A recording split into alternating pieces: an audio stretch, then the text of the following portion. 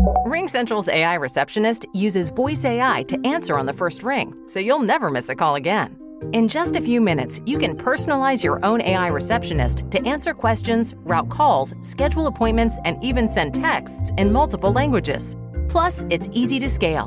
Create unlimited AI receptionists across any phone system. It's all powered by one reliable platform for effortless AI communications. See for yourself at ringcentral.com. RingCentral, voice of your business. Every team, every topic, everywhere. This is Believe. Welcome to Throwback Thursday with Brooke Whipple, a.k.a. Girl in the Woods. Brooke is among the kindest and most interesting people we've had in the show. Hopefully, she'll serve as an adventure inspiration for you. Have a good week and may the Lord bless you.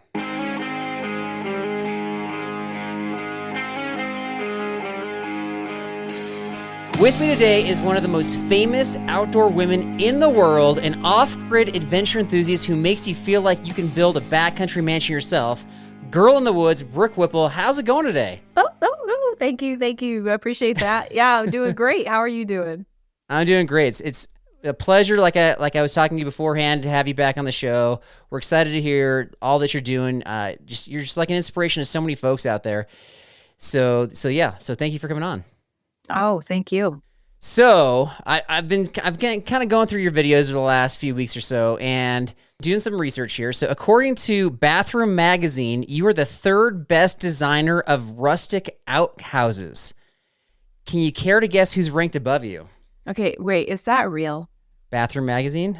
You don't think Bathroom Magazine's real? I don't know. No, I don't know about that. Most people just go with it, Brooke. Okay. You're supposed to just go with it. I love the Bathroom Magazine. So who's ranked ahead of me? Yeah. Definitely Kim Kardashian. What? Because of bathroom redesigns? She has a big butt. She's coming. Oh my gosh. That is not what I thought you were going to say. Okay. I have no idea. This is about bathroom design. So you design, you had like a video on designing like a rustic outhouse, right? Huh. So who would that be? Because nobody really does that. Oh, are you sure about that? I got a couple good ones. I don't know. Hit me. Number one seed is the National Forest Service. There's a lot of backcountry outhouses. Oh, okay. Yeah. You just needed to get me on the right path. Yeah, that one I thought, I don't know if these are guessable, but then there's another guy. There's a guy named Tom. This is one that maybe might serve as an inspiration to you. Thomas Gamble. He's the one who invented, I don't know how this works, but the two-story outhouse. So that way, two people could be theoretically going to the bathroom at the same time on separate stories in an outhouse. Okay. I'd like to see that. Okay. Apparently it's been used, and it was used in places like, But why don't they just go side by side with a wall? I don't know. It's an interesting. I feel like it's one big pit, so to speak, right? It's all going to the same place. I don't know. Anyway, you have to build stairs. I'll send you the blueprints. How about there that? You go. Yeah. That's a bummer. You'd have to build stairs. Nobody likes that. That's right. I think it was like attached to that. So I don't think it was like a separate, I don't know. An outhouse implies it's a separate building, so I don't know how that works, but you're the expert, so I figured I'd throw it your way. Yeah, no, I don't know, but I'll take number 3. Bathroom Magazine's not real, and about 50% of the people we have on our show figure out my fake magazines are actually fake. So congratulations, you were successful. I love it. Okay. All right. So speaking of these projects you've been working on, what's your latest and greatest, or what's going on with your off-grid projects lately? The project I'm in the middle of right now is not an off-grid project, and I'm doing it with my daughter, and it's a secret still. Okay. So, all right. No, I'm sorry, and I hate it when people do that to me. Okay. But so you're not going to tell us. Hopefully, we'll be revealing that in about a month. Okay. So you have a month upcoming. All right, so last summer, I know it's been a little bit, but last summer you put out, was it like a 3 or 4 episode series about this trip you took down the Yukon River? Yeah. So for those that haven't seen it, so what's this story about? What's the story of the Yukon River trip? It's just my best friend and I, we wanted to do about a 200-mile float. So that is the story of us just getting on the river and doing that float. And we had only a certain amount of days to do it because she had to get back in about 8 days. All so right. We had a timeline to do that 200 miles, and we did end up getting sidetracked because we encountered a pretty bad storm that put us on shore for a couple days. Then it was like, so then we had to shorten it to about 120 miles and take out at the next village just to make it back in time. So it's just a story of having a grand wilderness adventure with a dear, dear friend and all the things that go with it, which are just the laughs and the difficulties. You know, big trips are so worth it. And it's the moments that are the hardest that you're like, you know, she was like, I'll never do this again. Like, I'm not finishing this trip with you. Like the second half, like, I'm like, we have to come back and finish it. She's like, no. And now enough time has passed. Exactly. Like, yes. Because, you know, there's that cushion of time you need to remember how great the bad stuff was. Right. Yeah. I mean, that's what all great trips are made of, is the hard, because it was just like, the Yukon River is so massive. When you get an upstream wind, you have to paddle so hard to move. Right. And it's so big. It's so massive. You have to be near shore. And, you know, it can be very intimidating, very scary. That's just the adventure. So you're paddling like 10 hours a day just to try to get to your destination. And you're paddling hard. We would hit shore and we'd set up camp and we'd chow down some food, and you'd be like, and then you wake up and it's like, pack up and get back in the canoe. So there was very little downtime, except the Lord blessed us with the storm. I think it was a blessing, because that downtime, actually being stranded in the tent with just the wind and the rain and just the chaos, we were just cozy and warm, and we got to sleep and play cards and eat and rest. So you were sharing a tent, right? Yeah. Okay. With my dog too. So my dog was with us too. Extra cozy. Yeah. And so it's good stuff. And of course I filmed the whole thing. It's a whole nother job on top of it. So it's a lot of movement, but it's so worth it. You look back and like I said, she's ready to do the second, like finish that trip. So I hate unfinished things like that. So I would be so motivated to finish that as well. I don't know that I've learned over the years that not everybody's that way, but I think most people are that way. They don't like the unfinished side of things. They want to complete, especially if something gets in their way that's kind of out of their control. Yeah. Like the storm. But I don't know. If I were you, I mean, it sounds like she's already committed, but if I had to go back and try to convince her, I would have taken the segment of the video that I think it was the first episode where you showed all the awesome snacks you were bringing. And you could just say, look, we're gonna have more of these snacks again. Oh, I know. And we're burning the calories on top of that, right? We're crushing the calories. Like, you just don't realize how hungry you are. We thought we had way too much food. And then you're like, okay, I think this is what it worked out. You know, maybe even a little shy at the end. You know how that goes. Yeah, we took way too much stuff, though. Like, we took way too much stuff. And like, I started out with that little inflatable kayak, and that just, we ended up stowing that. It was so slow. Like, it just wasn't. So that was even in the boat too. Yeah. Like, we stowed that kayak. Like, it was insane. We brought too much stuff, and I wouldn't bring my dog again just for the extra. It's not a hassle, but you know, it's another thing to worry about. He needed a kennel to fly out. So we had to have like this kennel in the canoe. We kind of made it his nest, but it's just like all this extra stuff. He needed space for him and his dog food. And like, it was kind of an ordeal. I would want a dog with me though. I think that'd be fun. I hear what you're saying. It was. It's a hassle. You're right. Okay. You know, like I've done a lot of adventure filming, and you're doing two things at once. Like, you're trying to move forward, and then you're trying to film at the same time and capture everything, and it's very difficult.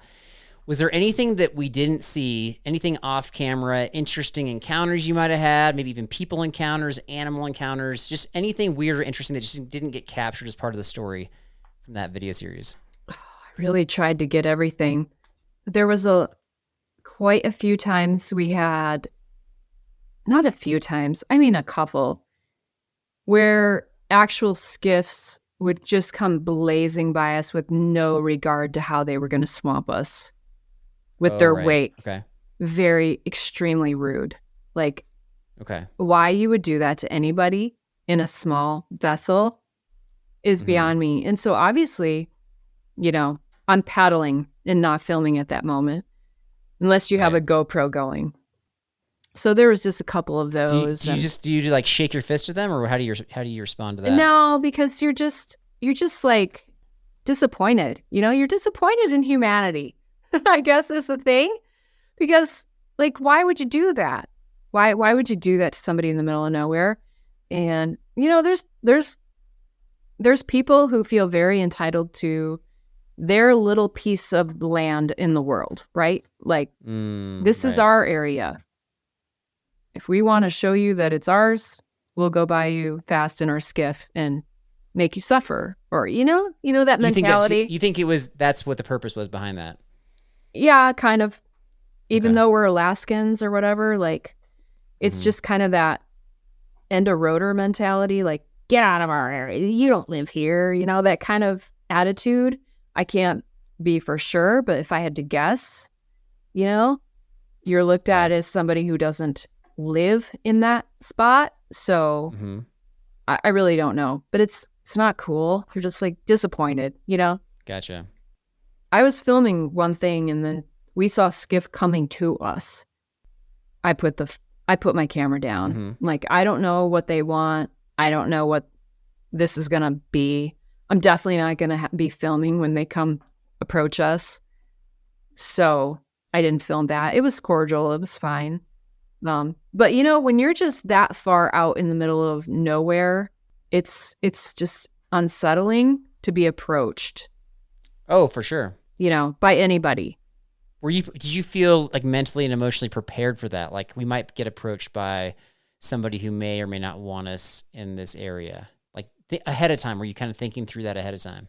You definitely think through that ahead of time. Yeah. Okay. Like, as they're coming, you're wondering if they're inebriated. You're wondering if they are armed. You're wondering why they're coming to you. If they're checking on you to see if you're okay, if they're scoping you out in some fashion. You really don't know. I mean, it's the world. It could be anybody in the world. It could be the greatest people. It could be somebody with malintent. You don't know. This is no man's land, so you're on your own. We carry defensive weapons with us, and, we're not afraid to use them if we had to. Like, we didn't fall off the turnip truck yesterday, so you kind of just have to be ready for whatever. And be mentally ready, and not in a defensive way, but just in a realistic, like, keep your head on your shoulders way. It's really not a big deal. I hope I'm not making this sound scary or like more than it is. It's just a reality of where you're traveling. Yeah, just be prepared. Yeah. And by defensive weapons, you're not talking like swords and maces. No, but that would be a great idea. Because then you're just unleashing the crazy train. Well, we've had the opposite happen to us because we had a guy bring a sword on a couple trips just to be ridiculous. And we've had somebody approach us who, anyway, that's another story for another time. So people aren't always afraid of the swords. That's what I'm trying to say. Yeah. I remember driving down kind of an area of Fairbanks, and there was a dude who had two swords, like, kind of so he could do kind of this thing where you grab them and pull them out. Yeah, like unsheath them at the same time. Yeah, he's walking down the sidewalk, and you're just like, whoa, yeah, you're not going to. What's the scenario where you're going to need to unsheath what those? What is any scenario where you're walking down the sidewalk with the sword, the double swords? I saw somebody litter, swords are coming out. Yeah, who knows? Kind of interesting, like the mentality. But that's funny. You get all kinds, like you just don't know. I would even wonder if those are real swords, because there's a lot of this like live action role play going around. People are dressing up as characters and they've got these like fake weapons that they track their, I don't know. It's like Dungeons and Dragons, but like live action. Totally LARPing. Yep. LARPing, yeah, exactly. You never know. You never know what people are doing. Totally LARPing. Yeah, that's so funny. Okay, so you put out some creative stuff. You have some really good ideas for everything that you put out there, and I love all your adventures. But I'm not afraid to make some suggestions as far as like future videos that you could make. So I got 3 for you. All right, bring it. Bring it on. Which of these are you most likely to make is the question. And you're certainly welcome to make all 3 if they're inspirational, but typically they're not all that inspirational, so we'll find out. First one, off-grid amphitheater where traveling actors who believe the apocalypse has already happened can perform for a home-cooked meal.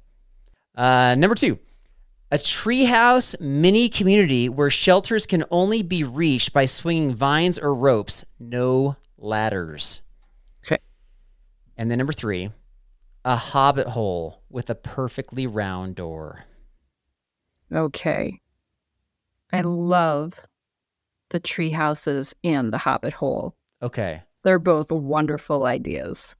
Yes, the swinging vines to the tree houses. Yeah, I'm all about that. Tree house is in my future at some point. I have the trees like staked out. Okay. Wait, trees. You said multiple trees. Does that mean multiple houses? No, it's just going to be like supported by, why can't I do this? 3. It's like 3 Okay. trees like this. So like, They're supporting one large structure. yeah. Okay. And then it kind of would have a gangplank. So they kind of are growing off of a drop off. So you would start from the land and then you go across like a gangplank to get to the level. And then once you get in the house, it's like going from level ground over here to like you're on the cliff. So Wait a second. Could you do bungee jumping from that then? no, it's not like that. Like that. It's just a little Okay. little ridge, but you know. Michigan-sized ridge. Yes, exactly. Okay. Yes. Gotcha. All right. So once you build the first one, I guess you can think, okay, I built one. How hard or easy was that? Could I make this into a community? Right. There's plenty All of right. trees there to make it into a community. Could you actually, I mean, obviously, like they made versions of hobbit holes in New Zealand. I don't know I how know. developed they actually were, but do you feel like you have the capacity to do something like that? Here's the thing. As soon as you do anything and building and you pull it off, you're like, I can do anything. And, it's like a challenge of what can you do next? Right. Definitely, at least that's the way it is for me. I just gave you 3 ideas what you can do next, so there you go. You can Totally. pick through those. Totally. when Thank listen- you. You can take notes when you're listening back through this episode if you actually do that. That's awesome. Yes. Okay, so speaking of that, I was thinking through this, like your concept of like you love heading off into the wilderness, adventuring. You like the off-grid lifestyle, off-grid this, off-grid that. And so I was running through scenarios of what I know of that community because it's a very vast community. And so I don't know if this question is still appropriate, but I'm curious. I've got a scenario for you basically. So I'm curious how you handle this scenario. It's similar kind of to people approaching you out in the wild, but kind of a reverse situation. So you're out for a hike on public lands and you decide to head off trail. You encounter an off-grid setup that you personally think is very impressive, even by your standards. All right, so public lands, you're far out there, you're off-grid, and you come across the setup. So will you, A, approach the settlement and strike up a conversation asking about anything that kind of catches your eye that impresses you? B, approach the settlement and like reprimand them for their illegal use of public lands, or just keep on hiking? Oh, I'm totally going to investigate. Because, Really? yeah, I've built a lot of shelters on public land too. That probably if you came across them, and luckily no one's ever like came upon me while I'm like at the things that I've built. But I mean, they weren't permanent. They were all literally sticks and, stuff like that. Stuff very natural, but they were really nice. Stuff that if I, came upon them, you'd be like, is there someone living here? Or, I would definitely I'd probably holler and say, hey, is anybody home? And see what happens. Okay, so let's say I'm the guy and I got my back to you. I'm just like hammering away. So you're in my vicinity now, but I'm not aware. What do you say to like, make sure that I don't freak out at you or that I let my guard down, so to speak? Yeah, definitely, because no one likes being startled. So yeah, from a distance, like, hey, how you doing? What you doing over there? Like, that's a pretty cool thing, because your first impressions, if you're like, hey, you're like, the guy's going to get defensive. But if you're like, hey, that is awesome, then your guard's down and he's like, well, okay. But, you gotta, who knows, man, you gotta be careful, You do. But I think of myself like, again, you'd be like, is this person crazy? But I'm like, I'm in the woods doing the same thing. And like, I'm totally not crazy. So you're either going to get someone so there's a chance. totally off the rails or totally just being cool in the woods. I don't know if there's a middle ground. Let's be honest. If you're still bringing a beat-up cardboard sign to the summit, it's time for an upgrade to your gear list with something that's probably missing. Summit Something makes ultralight, packable summit flags designed for hikers and climbers who want to capture the moment and keep it forever. These summit flags feature clean, iconic designs of the peaks you've climbed, so your summit photos actually look as epic as the experience you felt. And when you get home, it's not trash, it's a keepsake. Something you hang on your wall and remember, I did that. If you got a big climb coming up or just knocked one off your list, grab your summit flag at summitsomething.com. If you're looking for a sign, this is it. Are you tired of supporting outdoor brands that scour the globe exploiting the most destitute people and laxist environmental laws, putting profit above absolutely everything? No longer do you have to add fuel to the environmental and social dumpster fire to get the best quality gear for your next hike. Introducing Magnet Designs. Through hiker design, tested, built, and owned, everything they sell has been tested, tweaked, and punished on long trails all over the world. Check out their best-selling product, the Bend Alpha 90 hoodie, made in Bend, Oregon, using USA made from recycled materials, Polar Tech Alpha Direct fabric. Ultralight, compressible, hydrophobic, breathable, quick drying, and stylish. Weighing in at just 4.5 ounces in a men's medium. Put your ethical quagmire to bed when you support Magnet Designs. Be confident you're getting the most vetted products for what we do with the smallest possible environmental footprint. Designed on trail, built for trail life, handmade to order in Bend, Oregon. Visit magnetdesigns.com with no E in designs. You didn't start a business just to keep the lights on. You're here to sell more today than yesterday. You're here to win. Lucky for you, Shopify built the best converting checkout on the planet. Like the just one tapping, ridiculously fast acting, sky-high sales stacking, champion of checkouts. That's the good stuff right there. So if your business is in it to win it, win with Shopify. Start your free trial today at shopify.com/win. RingCentral's AI receptionist uses voice AI to answer on the first ring, so you'll never miss a call again. In just a few minutes, you can personalize your own AI receptionist to answer questions, route calls, schedule appointments, and even send texts in multiple languages. Plus, it's easy to scale. Create unlimited AI receptionists across any phone system. It's all powered by one reliable platform for effortless AI communications. See for yourself at ringcentral.com. RingCentral, voice of your business. Well, your idea about like throwing out a word of encouragement, I think is very wise. I actually was just talking to some kids about this yesterday. I was like, if you are encouraging towards somebody, no matter how they react, they're going to appreciate it. People, like, encouragement never goes out of style, right? You tell them something nice about them. Maybe they're like suspicious of you. They're like, why would you tell me this? But really, like, inside, they're going to appreciate any sort of word of encouragement. And so it's not 100% obviously, but it is going to allow most people to let their guard down, I would guess. Yeah, because if you're doing something on state land or federal land, you're worried about like some kind of official coming and like, I don't know, you're going to get in trouble. Right. So you got to disarm them pretty quickly if you're just trying to be an innocent, observer, see what's going on. But have you come across anybody out there that's building maybe more of like a permanent situation that's just trying to live off the land, away from society, where they're kind of like almost like hermitizing themselves, if that's a word? No, Okay. I never meet anybody in the woods. Okay. I never Really? have. Yeah. On public land. I do not go on trails, so I find my spots that I like, and then I just slowly get to know the area. I do it like a bullseye, right? Yeah. I walk into this area and I start here, and then I just start to make that bullseye bigger.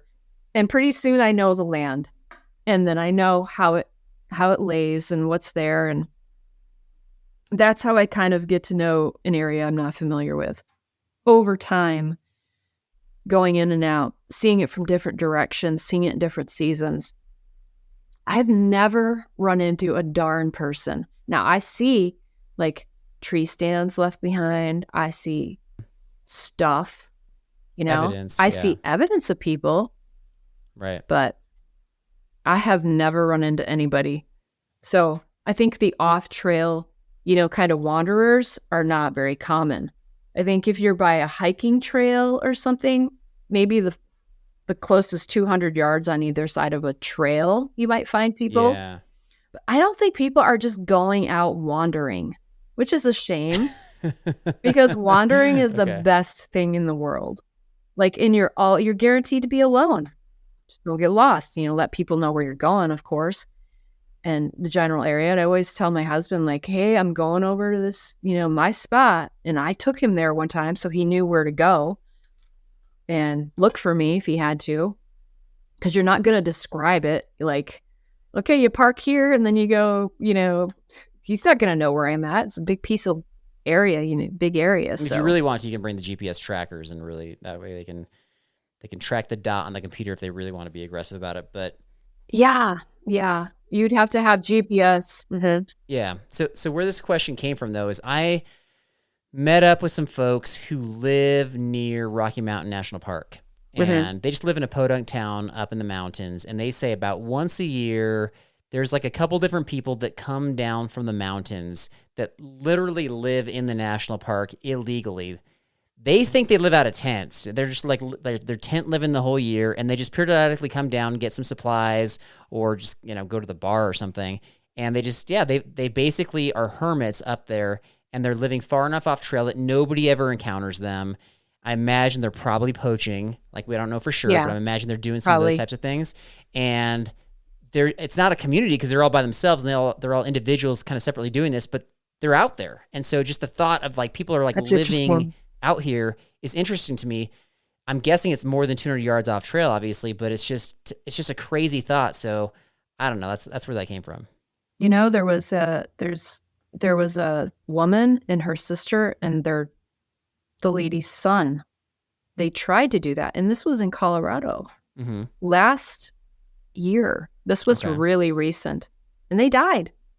They went in to Silver Springs, I believe. Okay. Silver Springs, dispersed campsite, set up like a Walmart tent. They were determined to live off the land, and do the survival thing. They found all three of them dead of malnutrition and dehydration. Like close to, like how far away from civilization were they? They were in a dispersed campsite. So close enough. Close enough, but far enough. But it was winter time. Yeah. So they weren't prepared. They really didn't know what they were doing. Really sad story. Like it was just on like Outside magazine. I follow them on Instagram. I mean, it was just like yesterday. And I had heard the story before. This is like within the last 8 months this has happened, I think. So you should look into that. So yeah, that's a Colorado story right there. You got me thinking about dispersed campsites. And so the way, it's different everywhere, but the way they have it here, at least locally, and even farther away, is like you'll have these dirt roads that are open, almost like these forest roads that are open from, April through October or something like that, right? And so if you got behind one of those gates and like the weather's still nice, you could get pretty far in there and then get stuck and not be able to get out. So I could see something like that happening. But they were intent on they had journals and like they were wanting to live off the land and like go into the forest and do that. Just like what you said, like live in there. So it's kind of wild. How easy is it to live off the land in winter? It's not easy to live off the land in general. Add winter and it's just wow. But that's why the show Alone, that's why they it's like, don't they always schedule it so it's the tail end of, absolutely, or like middle fall into winter, so that way you have diminishing supplies. Yeah, it's intentional. Absolutely. I found like one huckleberry. I found like 2 mushrooms because the season's over. It's done. Yeah. Right. Not as much. They do that on purpose. Right. Yeah. I ran this by somebody, this idea of doing like more of like a summertime survival thing, but where you have to move, like you're not just staying put and hunkering down. And they actually, I don't know if you saw it, but they made a show kind of similar to that called Race to Survive Alaska. Did you ever watch that show? Yes, I got totally addicted to that, and I had forgotten all about it. And I think season 2 is back. It's coming out, I think, at the end of the summertime. But I think, so you might have an opinion about this, but it looked like they really intended to have it kind of half travel or adventure, half survival, but the people weren't really surviving. Like they weren't really taking care of themselves. Is that what you got out of that? And then it turned into like us against them kind of a thing, didn't it? Yeah. like backbiting stuff. Yeah. Right. To me, what is the most fascinating is the psychology of it, because it just messes with you. But right. yeah, I mean, more people is helpful for surviving. Would you go on that show? No, I have no reason to go on any shows like that. I have nothing to prove.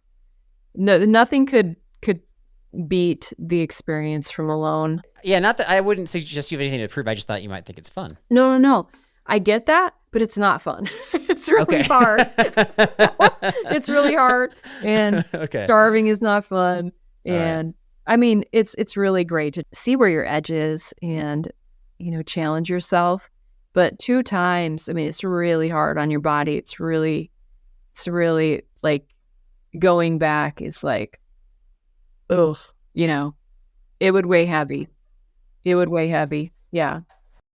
All right. We've kind of chatted about this already a little bit, but anything that we missed as far as upcoming adventures you've got this year, upcoming plans for your YouTube channel that you're allowed to reveal or that you're willing to reveal, or anything that we can look forward to that's coming out, or might even possibly come out, even an idea that you have? Yeah, well, I'm super excited to head back up to Alaska and build that cabin. So that is, if you're familiar with Dick Prenicky and the cabin that he built, the very famous, he's basically the first guy that ever filmed himself, doing something like that.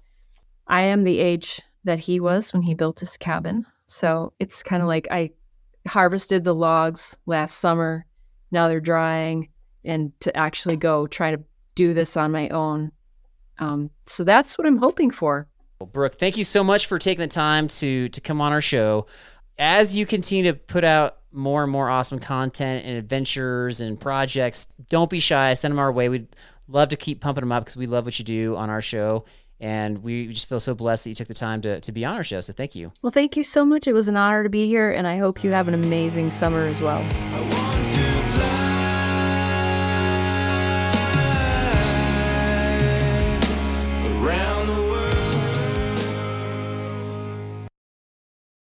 RingCentral's AI receptionist uses voice AI to answer on the first ring, so you'll never miss a call again.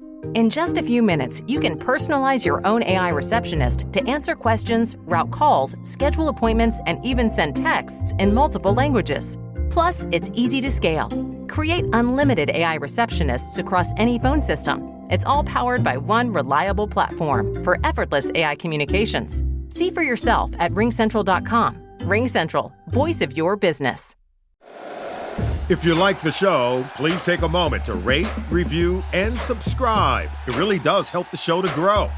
Thank you for listening.